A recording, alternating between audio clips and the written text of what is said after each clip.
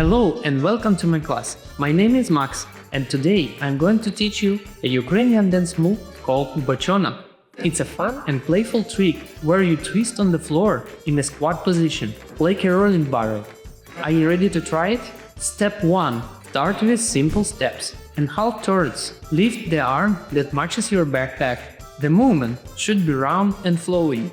Always look where you are stepping next so you don't lose your orientation. Step 2. Try the same movement with slightly bent knees.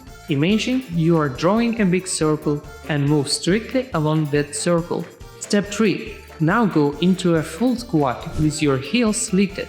Use your hands to help push and support your weight. The faster you move, the easier it will be to keep your balance. Step 4. Advanced.